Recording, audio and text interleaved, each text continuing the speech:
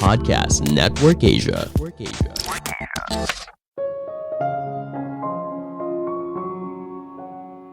Jangan merasa bersalah saat kamu lagi santai. Hidup bukan hanya soal jadi produktif. Halo semuanya, nama saya Michael. Selamat datang di podcast saya, Sikutu Buku. Kali ini saya akan bahas soal perspektif lain soal waktu luang. Di era sekarang, kita selalu diberikan pesan kalau harus jadi orang yang produktif.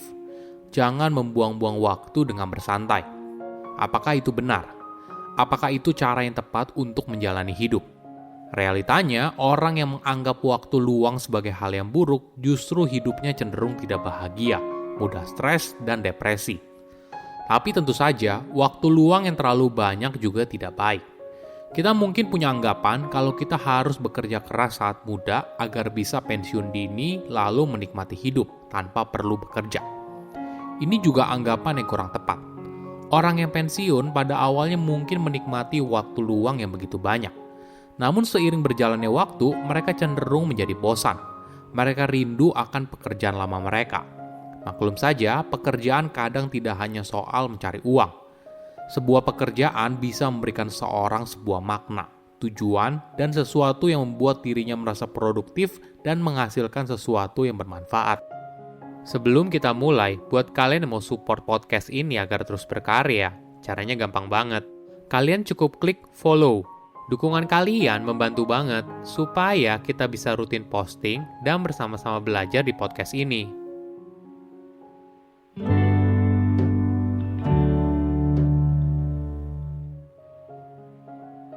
Apakah kamu punya waktu luang untuk bersantai?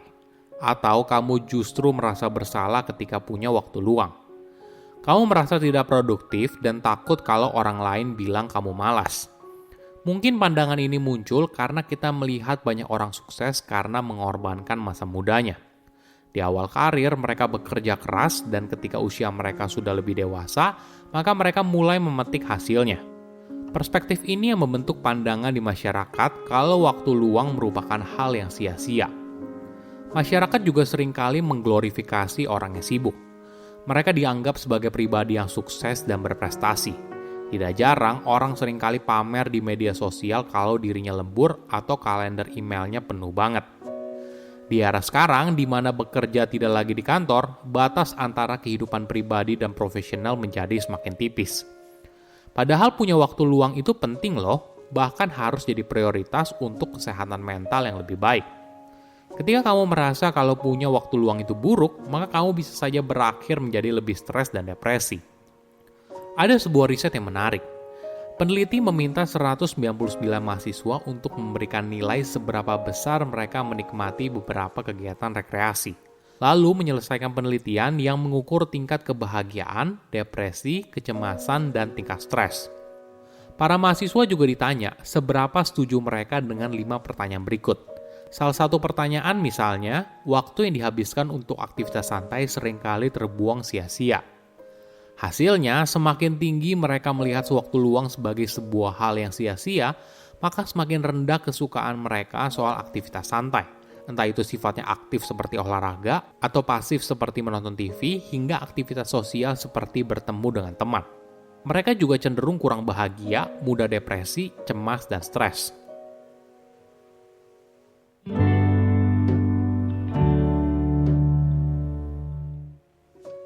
Di Amerika Serikat, rata-rata orang bekerja adalah 8,5 jam per hari. Tapi biasanya mereka bekerja lebih dari waktu tersebut jika digabungkan dengan smartphone yang terhubung dengan email kantor, grup kantor, atau aplikasi pekerjaan lainnya. Semua ini mungkin saja membuat kamu ibaratnya tak bekerja, padahal tubuh kamu sudah tidak lagi di kantor. Mungkin saja sebelum tidur, kamu malah berpikir to-do list apa saja yang harus dikerjakan keesokan harinya.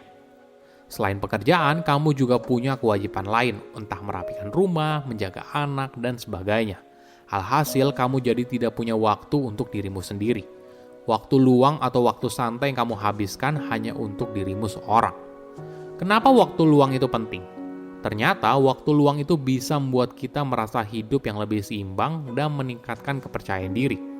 Ketika kita melakukan sesuatu yang secara umum tidak dinilai produktif, tapi hanya waktu bagi dirimu seorang, Hal ini bisa membuat kamu merasa punya kendali dan pilihan dalam hidup.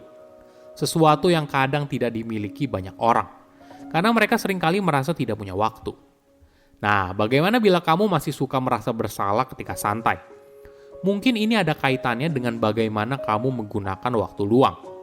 Coba pikir kembali. Kegiatan apa yang kamu ingin lakukan selama ini tapi tidak pernah kamu kerjakan? Entah karena kesibukan harian atau tidak punya sumber daya yang memadai. Misalnya, kamu ingin belajar main musik, belajar memasak, dan sebagainya. Nah, gunakan waktu luang untuk melakukan aktivitas yang kamu inginkan. Dengan begitu, kamu akan merasa kalau ini bukan melakukan sesuatu yang sia-sia. Atau apabila kamu bingung, coba ingat kembali 5 atau 10 tahun lalu. Kegiatan apa yang membuat kamu bahagia? Apakah itu mendaki gunung, jalan-jalan ke pantai, membaca buku, dan sebagainya? Ini bisa jadi opsi untuk menghabiskan waktu luangmu. Untuk menikmati waktu luang, tidak perlu harus punya waktu yang banyak.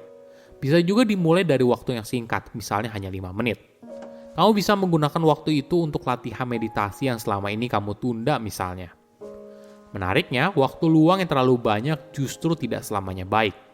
Bayangkan kamu bangun di pagi hari saat liburan yang kamu tunggu-tunggu.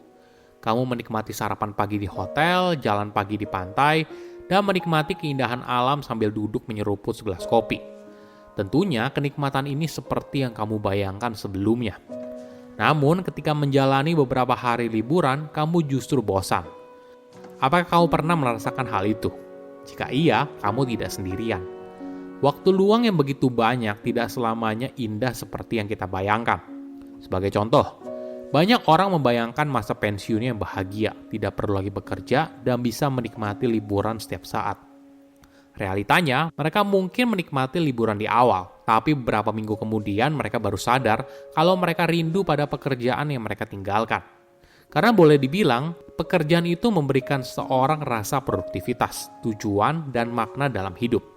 Tapi di sisi lain, hidup yang terlalu sibuk juga tidak baik. Ketika rutinitas harian dipenuhi dengan pekerjaan dan berbagai hal yang harus dikerjakan dari pagi hingga malam, maka hal ini juga tidak baik bagi kebahagiaan diri.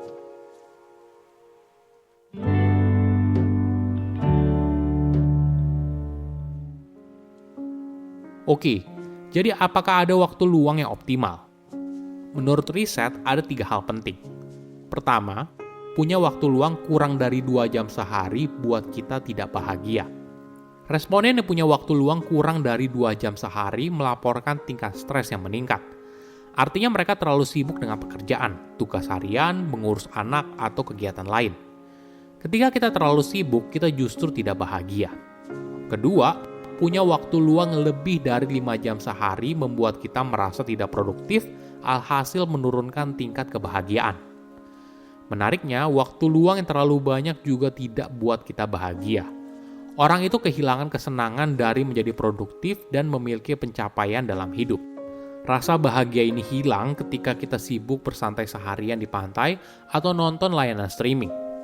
Ketiga, bagaimana kita menggunakan waktu luang. Ada 2 aspek penting ketika bicara soal waktu luang. Pertama, menggunakan waktu luang untuk hal yang produktif. Misalnya kamu bisa berolahraga dengan teman atau mengikuti kegiatan sukarela. Kedua, penting untuk menghabiskan waktu luang dengan orang lain. Misalnya kamu pergi main badminton dengan teman, kulineran, dan sebagainya. Kesimpulannya begini, waktu luang kurang dari 2 jam sehari itu terlalu singkat. Sedangkan waktu luang lebih dari 5 jam sehari itu terlalu banyak. Jadi, waktu luang antara 2 hingga 5 jam sehari merupakan waktu yang ideal. Saya undur diri, jangan lupa follow podcast Sikutu Buku. Bye-bye.